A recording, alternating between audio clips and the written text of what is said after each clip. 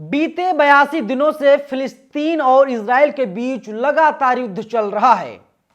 लगातार इजराइल के जवानों को हमास मार रहा है और अब बड़ी खबर सामने आ रही है, 3 और इजराइल के अधिकारियों को हमास ने गजा में मार गिराया है। और वहीं अस्पताल का दावा है 22 से ज़्यादा सैनिक इजराइल के हैं, वे लोग अस्पताल में भर्ती हैं। जिंदगी और मौत के बीच में वे लोग लटके हुए हैं। पूरी जानकारी क्या है विस्तार से मैं आपको आगे बताऊंगा।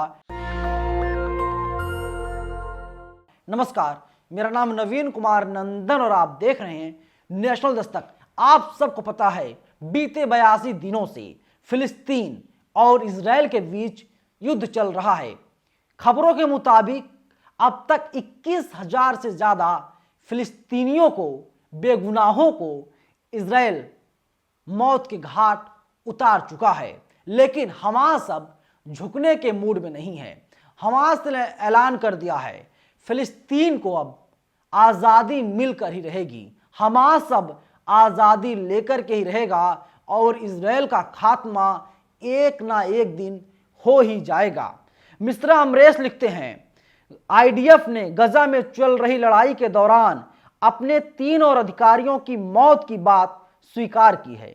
उन्होंने 3 जवानों के गंभीर रूप से घायल होने की बात को भी स्वीकार किया है। इसके विपरीत इजरायली अस्पतालों ने बताया कि उनके यहां कम से कम 22 घायल सैनिक भर्ती किए गए हैं। यानी लगातार इजराइल मारा जा रहा है और इजराइल सड़क पर है, जमीन पर है।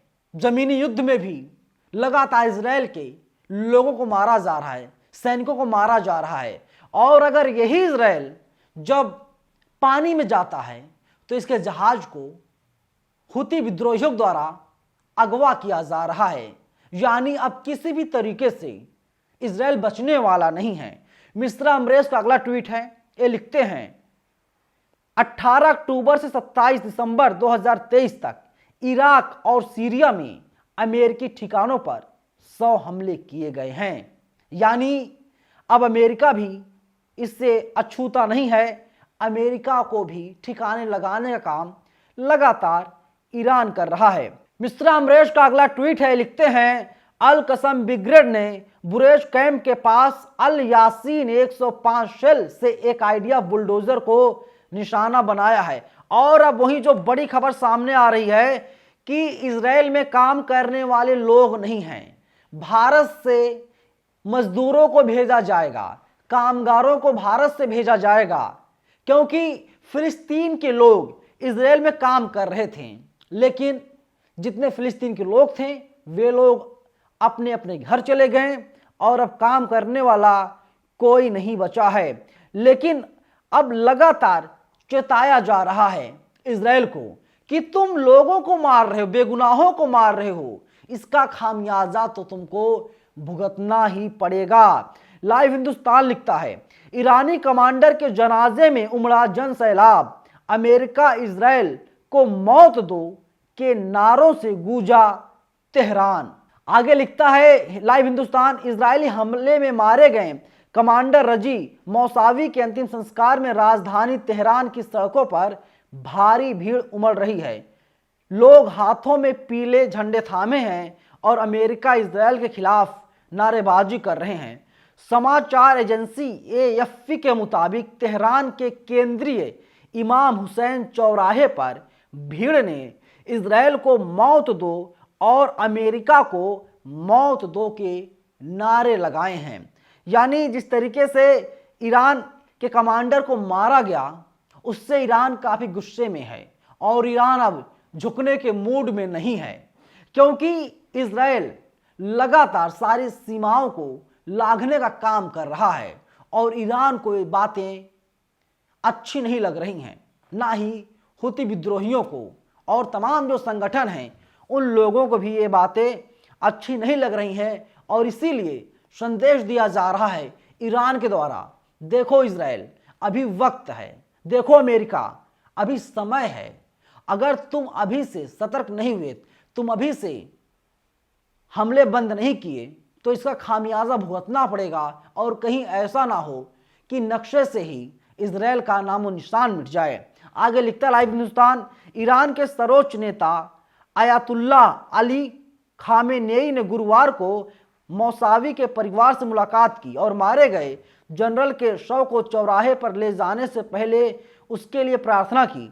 अपने कमांडर की मौत को शोक मनाने वालों में से कई लोग हाथों में पीले झंडे लहरा रहे थे, जिन पर संदेश लिखा था, मैं आपका प्रतिद्वंदी हूं। यह इजराइल को मैसेज देने के लिए लिखा गया था। यानी 7 अक्टूबर को जिस तरीके से इजराइल ने अटैक किया था फिलिस्तीन के एक अस्पताल के ऊपर, जिसमें बताया जाता है तकरीबन 1000 लोग जो बेगुनाह थे, पूरी तरीके से इनोसेंट थे, उन लोगों को मार दिया गया। फिर इसके बाद क्या हुआ, दुनिया की तकरीबन 150 मुल्क फिलिस्तीन के साथ आ गए। उन लोगों ने कहा अब हम लोग फिलिस्तीन के साथ कंधे से कंधा मिला करके इजराइल से लड़ाई लड़ेंगे और इजराइल को हराने का काम करेंगे। वही लाइव हिंदुस्तान की दूसरी खबर है, इजराइल जाने के इच्छुक कामगारों का सर्वे शुरू कर दिया गया है। विदेश में काम करने के इच्छुक जिले के कामगारों के लिए इजराइल जाने का बड़ा मौका है। मुरादाबाद में श्रम विभाग ने पंजीकृत कामगारों में से पात्र कामगारों की तलाश शुरू कर दी है। यानी जो इन लोग उम्र 21 से 45 साल रखी गई है। चयनित श्रमिक को इजराइल में प्रतिमाह लगभग 1,37,000 रुपये का वेतन मिलेगा। अंग्रेजी की सामान्य जानकारी, ड्राइंग पढ़ने का ज्ञान होना चाहिए। अभी खबर आई थी कुछ दिनों पहले, हरियाणा से भी कुछ लोगों को इजराइल भेजा जा रहा है काम करने के लिए। यानी इजराइल अब पूरी तरीके से तहस नहस हो रहा है। इजराइल हर रोज लाखों करोड़ रुपए का नुकसान झेल रहा है और पूरी दुनिया में इजराइल की किरकिरी हो रही है। पूरी दुनिया इजराइल पर थूकने का काम कर रही है और भारत के जो तमाम मुसलमान भाई हैं वे लोग कह रहे हैं इजराइल के प्रधानमंत्री को सड़क पर लाना चाहिए और सड़क पर घसीटकर मारना चाहिए, क्योंकि 21,000 से ज्यादा बेगुनाहों की कत्ल का जिम्मेदार नेतन्याहू है। नेतन्याहू क्रूर शासक है, क्रूर प्रधानमंत्री है और इसको इंसान कहना ठीक नहीं है। तमाम लोग ऐसे हैं, हालांकि नेशनल दस्तक ऐसा नहीं कहता, लेकिन तमाम जो लोग हैं वे लोग कह रहे कि अगर नेतन्याहू को जानवर कहा जाए तो एक कम नहीं होगा, क्योंकि कोई व्यक्ति कैसे 21,000 लोगों को मरवा सकता है, नहीं मरवा सकता। और अब कहा जा रहा है कि नेतन्याहू जो है वो हिटलर है, हिटलर की तरह बेगुनाहों को नेतन्याहू मरवा रहा है। और एक जो बड़ी खबर सामने आ रही है, इजराइल अब पर्चे फेंकवा रहा है और उन पर्चों पर लिखा हुआ है तुम लोग छोड़कर चले जाओ, तुम लोग फिलिस्तीन को छोड़ दो, तुम लोग गजा को छोड़ दो। और यहां पर इजराइल अब कब्जा करना चाहता है। वेबसाइट है जी सलाम, अपनी वेबसाइट पर लिखता है इन पर्चों को अरबी में लिखा गया ताकि गजा में रहने वाले लोग इसे आसानी से पढ़ सकें। हमने इसे ट्रांसलेट करने की कोशिश की तो पता लगा कि पर्चे के ऊपर अर्जेंट लिखा हुआ है। इसके बाद अगली लाइन में लिखा है यह पर्चा सभी बुरेज, अल बदर, अल रावदा, अल नुजरा, नॉर्थ कोस्ट, अल सफा, अल बुराक, अल जहरा, अल बवाजी और अल बसमा में रहने वाले लोगों के लिए है जो साउथ वादी गजा में रह रहे हैं।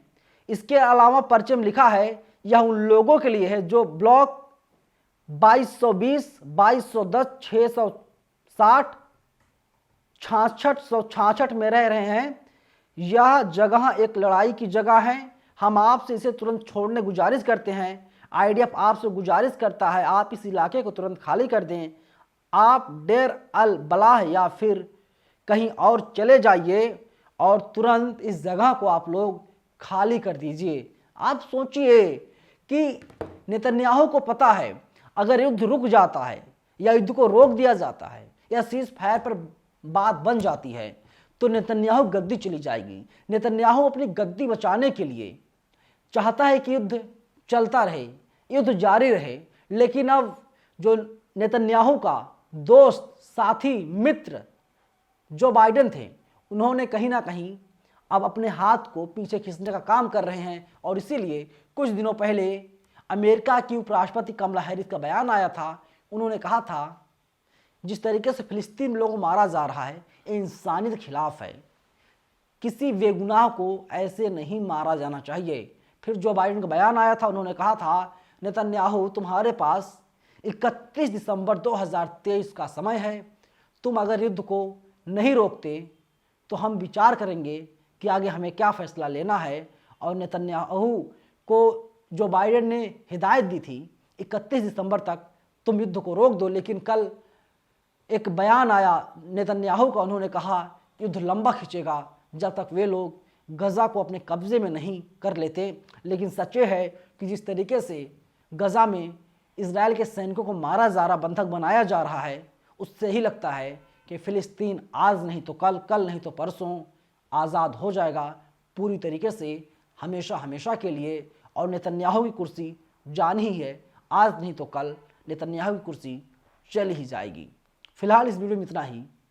आप लोग अपनी राय कमेंट बॉक्स में हमें ज़रूर बताइएगा। धन्यवाद। नेशनल दस्तक की आपसे गुजारिश है कि अगर इसको बचाना चाहते हैं तो नेशनल दस्तक को सब्सक्राइब करने के लिए रेड कलर के सब्सक्राइब बटन को दबाएं, फिर बेल आइकन की घंटी दबाएं। नेशनल दस्तक को बचाने के लिए बहुत जरूरी है कि हर खबर को शेयर करें, लाइक करें, कमेंट जरूर करें।